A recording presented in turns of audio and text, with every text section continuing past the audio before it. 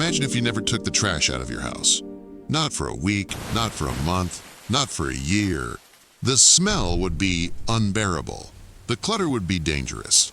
And eventually, the house would be unlivable. This is exactly what happens inside your body when your kidneys stop working.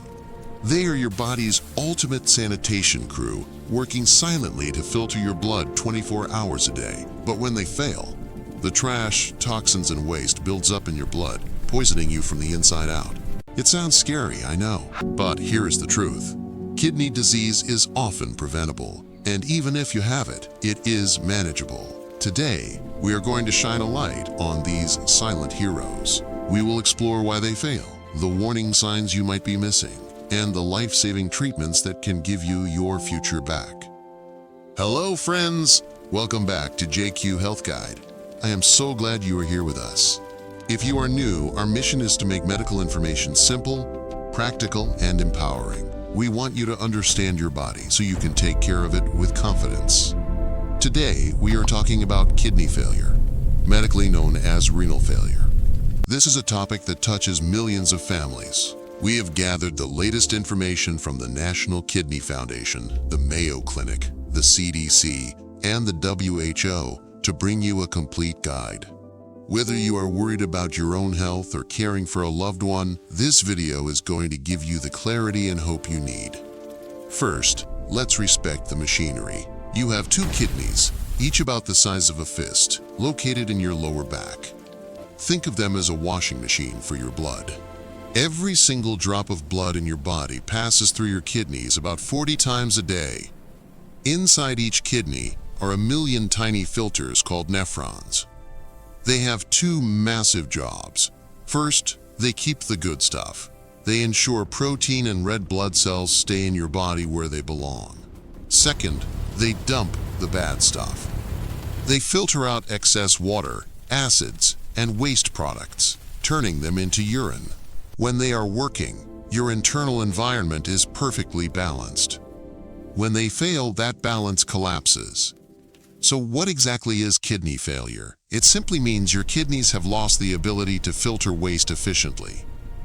Medical experts generally divide this into two categories. The first is acute kidney injury, or AKI. This happens suddenly in a matter of a few hours or days. It is usually caused by a traumatic accident, a severe infection like sepsis, or a sudden blockage. The good news about acute injury is that with quick, aggressive treatment, the kidneys can often heal completely and return to normal function. The second type is chronic kidney disease, or CKD. This is the silent, slow burn. It happens gradually over months or years. The damage in chronic disease is usually permanent, meaning the scar tissue doesn't turn back into healthy tissue. However, the goal here isn't necessarily a cure, but management, stopping the damage from getting worse so you can live a long life. This is what we are focusing on today because it affects so many people. Why do kidneys fail? It is rarely just bad luck. There are specific villains in this story. The number one cause, responsible for a huge percentage of cases, is diabetes. High blood sugar acts like sandpaper on the inside of your blood vessels. Over time, it damages the tiny, delicate filters in the kidneys, causing them to leak. The number two cause is high blood pressure. Your kidneys are full of blood vessels. When your pressure is high, the blood slams against the vessel walls with too much force, causing scarring and hardening. Eventually, the blood can't get through to be filtered. Other causes include glomerulonephritis, which is inflammation of the kidney's filtering units. There are also genetic conditions like polycystic kidney disease, where fluid-filled cysts grow in the kidneys, crowding out healthy tissue. Physical obstructions, like kidney stones, tumors, or an enlarged prostate in men, can block the flow of urine. If urine can't get out, it backs up into the kidneys, causing pressure and damage. Finally, we have to talk about medications. Long-term use of certain painkillers, specifically NSAIDs like ibuprofen or naproxen, can be toxic to the kidneys if taken in high doses for a long time. Here is the tricky part about symptoms. The kidneys are incredibly adaptable. You can lose up to 90% of your kidney function before you actually feel sick. That is why this is often called a silent disease and why early testing is vital. But as the failure progresses, the body sends distress signals that you need to watch for. The first is fatigue. A healthy kidney makes a hormone called EPO that tells your body to make red blood cells. Failing kidneys don't make enough of this, leading to anemia. You feel tired, weak, and cold all the time because your muscles aren't getting enough oxygen. The second sign is swelling, or edema. Since your kidneys can't get rid of excess fluid, it has to go somewhere. It pools in your legs, ankles, feet, and often causes puffiness around your eyes, especially in the morning.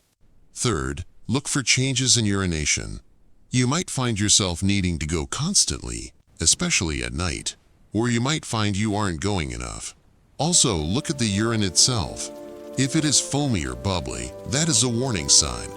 Foam usually means protein is leaking from your blood into your urine, something a healthy kidney would never allow. Fourth is a metallic taste in the mouth. When waste products build up in the blood, a condition called uremia, it can make food taste like metal.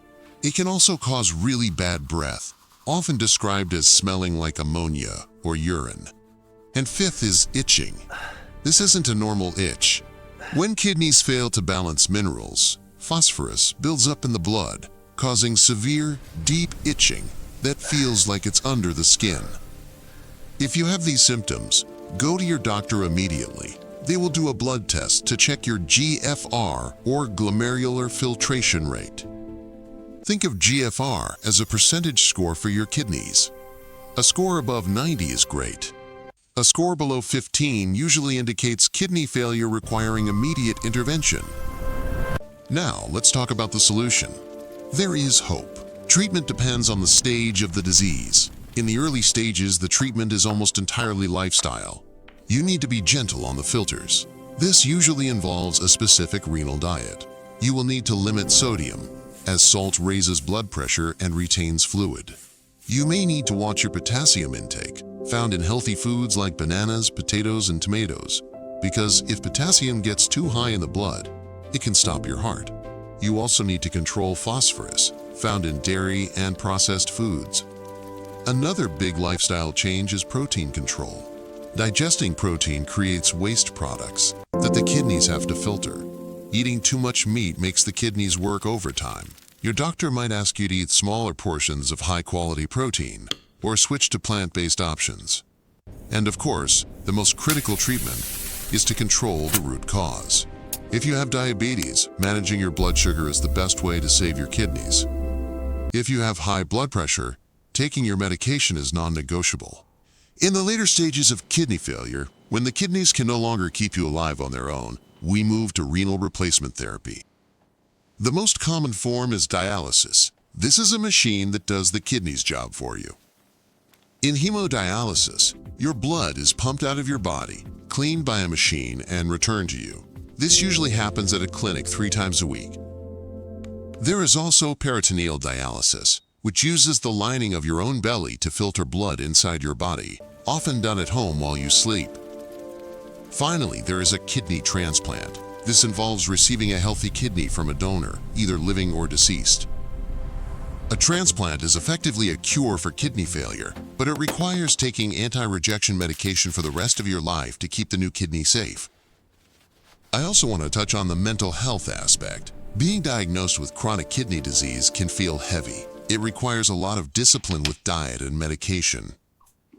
It is normal to feel overwhelmed or even angry, but remember, you are not alone. There are thousands of support groups and communities. Learning to cook kidney-friendly meals can be a new culinary adventure. Managing your health can give you a new sense of purpose. Prevention is always better than cure. Hydration is key. Drinking enough water helps your kidneys clear sodium and toxins, but don't overdo it. Just drink when you are thirsty. Be careful with supplements and herbal remedies, as some can be harmful to kidneys. And get your annual checkup. A simple blood and urine test is all it takes to catch this early. A diagnosis of kidney disease changes your life, but it doesn't end it. I want you to hear this. You are resilient. With the right diet, medication, and a positive mindset, People live full, happy lives with kidney disease for decades. Your kidneys are tough, but they need you on their team. Drink water, watch your salt, and get your checkups. You have the power to protect your engine. We mentioned that the #1 cause of kidney failure is high blood sugar. To protect your kidneys, you absolutely must understand this condition. You need to watch this video next. Diabetes Explained, Causes and Symptoms, JQH 502. And make sure to subscribe to JQ Health Guide and join our community of health warriors.